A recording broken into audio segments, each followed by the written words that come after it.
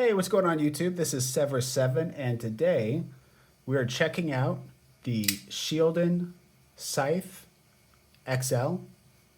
And that's with the ultimate goal of seeing if this is going to have a spot in your collection or your daily carry rotation. Now, this was designed by DC Blades and this was OEM'd by Shieldon.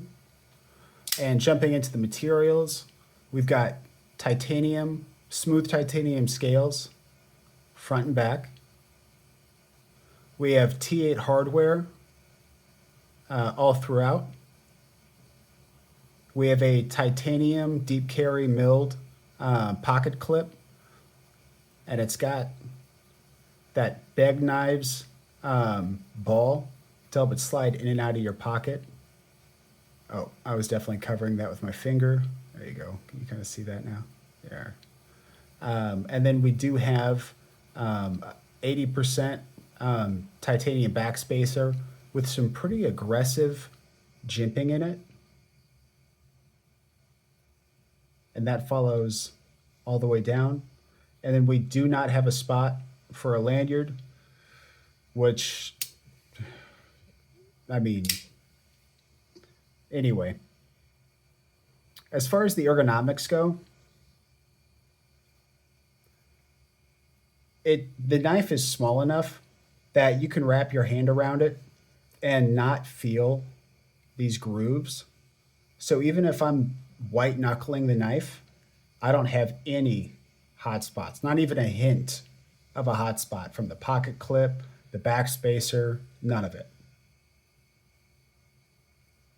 The grip is fairly neutral, but we definitely kind of have like a fat butt back here, which is great because along with this jimping, having a little bit wider space back here is really going to help keep this locked in. It's going to help keep it in our hand.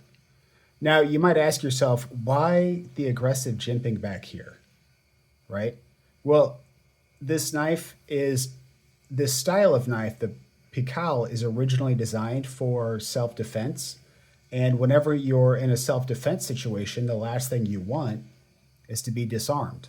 So if you've got aggressive jimping like this, it's going to allow you to open all the bags of potato chips and all the boxes you want to without having to worry about losing your grip. Like even if you're sweating, right? Or even if it's raining outside, you can get a hold of those jimps.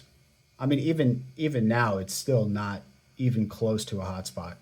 But you could squeeze and those jimps will help lock the knife into your hand. And then it doesn't matter how many boxes you open or how many Slurpees you defend. You have that reassurance that this knife isn't going to go anywhere. And then even up the back of the blade, the jimping is still deep and still plenty functional, on top of just having this giant ramp that you could put pressure onto.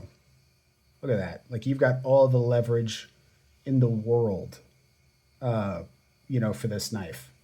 Now, while it is primarily, this style of knife is primarily self-defense, and this can be used that way, they've done a couple of things here. One, they've put a flat grind on the blade to make it slicier.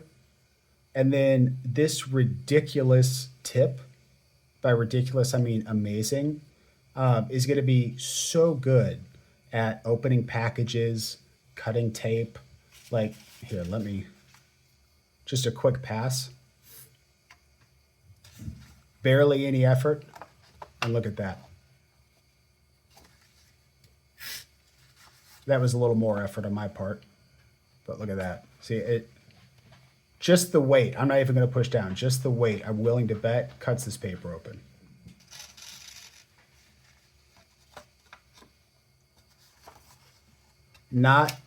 Oh, okay.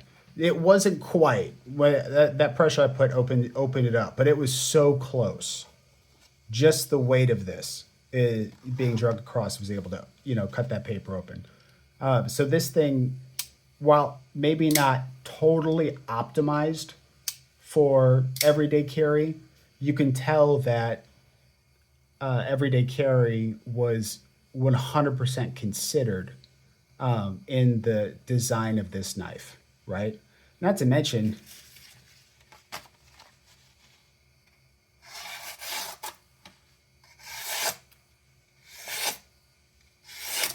and that's, I mean, this knife has been through pass round. It has not been sharpened. It's definitely not as slicey as it comes from the factory. And it's not, if you put your own edge on blades, it's not as slicey as it would be if you put your own edge on it. But this thing functionally is great for slicing, great for poking. And I mean, if you could just imagine having this needle-like tip when you're opening boxes, this thing's going to obliterate tape. So, like I said, we do have that Picol style blade. The website does say this is a DLC. I'm not going to scratch it, just in case it's a PVD instead, because it does look kind of like PVD. But I'll take Shieldon's word for it. They do specifically call it a DLC, right? I already talked about the flat grind. We are rocking CPM S35 VN. So S35 VN is optimized between 59 and 61 HRC. It's got medium to high toughness, good edge retention, and excellent corrosion resistance. And the corrosion resistance is just going to be enhanced by having this DLC on the blade. So if corrosion is something you're worried about, rusting or anything like that, you're not going to have, well, it's possible you could have that issue, but it would be really, really hard to have that issue on this knife. In general, though, S35 is going to be tougher than M390, and it's going to be easier to sharpen. Now, they list the HRC at 58 to 60. And remember, it's optimized 59 to 61. Something that's important to remember, though, is that with HRC, it's not exponential, right? It's functionally linear, which means the performance drop that you get going from, say, 61 to 60 versus 59 to 58 is going to be about the same dip in performance, right? So worst case scenario, let's say you get a 58 on S35 VN, you're just 1 point below optimization, but you're not like you're not getting like a crappy soft steel, right? You're just 1 point below optimized. So, you know, worst case scenario, you're still getting a fully functional knife that's still, while not perfect, is still going to handle everything you need it to. Yeah, you might have to sharpen it a little more often, but it's not nearly as bad as some people make it out to be. So, as far as the action goes, what I like about this knife is two things. One, it's got this minimal effort, maximum result style of detent. So if you just break the detent, it's flying out. I can't even cheat and fail it. Yeah, if you break the detent, it's not doing anything except flying out. But the other thing is, because of this coating, if you make contact down here, you can actually get, oh, whew, that was so close. You can actually get a reverse flick, which is awesome. It's so easy. It's not difficult. As long as you grab it down in here all day. And it's super satisfying. I was actually tempted, if I bought this knife, to do a flipper delete. That way, like, nobody would really know how to open it that isn't in the knife community. They would be like doing one of these, you know what I'm saying? And just look stupid. But me, I would grab it and flip it out like a ninja, right? Because this is clearly what this is built for. I'd flip it out like a ninja and feel awesome. And then everybody around me would applaud and say, wow, you're actually so awesome, Sever 7. And, you know, that's the kind of treatment I expect. So the acoustics are snappy and loud, not on the drop, but on the open. On the drop, it's okay. right? It's kind of a shake shut. And with shake shut, you're not getting, the most satisfying acoustics on the close. But the acoustics on the open are, loud, snappy, good. Lock bar access is super easy. Man, now that I think about it, I don't know if I've been talking about lock bar access in the last couple of videos. Crap. Okay, well, lock bar access here is super easy because, one, they've kind of scalloped out a spot for you to grab onto the lock bar, but also you can see they've knocked this back to make it easy for you to just get in there and just disengage. Very comfortable. And then, so lefty friendly.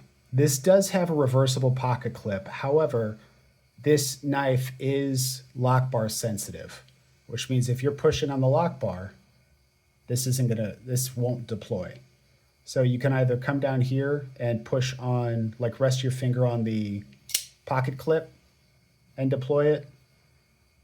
Or for, if you don't want to go down that far, you can also put it right here off the lock bar and still get to deploy it. Now let's see if I can get that reverse flick. Oh, it's because I'm putting pressure on the lock bar. So yeah, well, and a lefty might be able to do it, right? I'm not good at lefty stuff. A lefty could probably do it. So while it is reversible pocket clip, having the lock bar is inherently going to make it a little less lefty friendly, but I have no doubt that somebody who uses their left hand all the time could easily make this work. Now, as far as the overall length goes, even though this is considered the Scythe XL, we're looking at an overall length of, just under 7.5 inches. Looks like, well, actually we're at 7.08 inches, and then we're at a blade length of 2.92 inches. That gives us a blade to handle ratio of 0.7. And, I'm going to attribute that mostly to the massive curve that we have in the blade. Because if this was extended out, it would be a lot closer to a 0.8 or a 50-50 kind of look. So, yeah, I think the ratios are good. And then as far as the weight goes, we're looking at 3.33 ounces. Let's go ahead and do a size comparison. We'll start with the Civivi Praxis button lock. It is absolutely dwarfed by the button lock. And then let's try the Real Steel Sylph. And they're going to be pretty darn close to the same length. So it's definitely not a cumbersome carry. It's not a huge knife. We'll go ahead and do the milled aluminum Civivi Brazen. And that's coming in about 1.5 inches longer than the Scythe. So it's still certainly a discreet carry, not heavy, not cumbersome, not quite disappear in your pocket, but pretty darn close. Now, price point.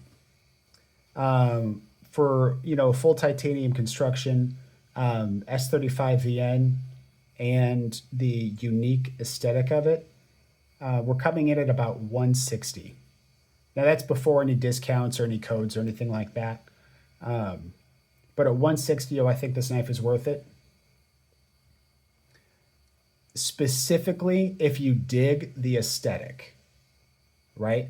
Because as good of a job as they did at optimizing this for everyday carry, it's still not going to be better than, say, the Sylph, right? This is going to have a more common, more functional for EDC blade shape. But this one is going to double as, one, still very functional, just based on the way they designed the blade You know, the grind that they have on it, that super, super pointy tip.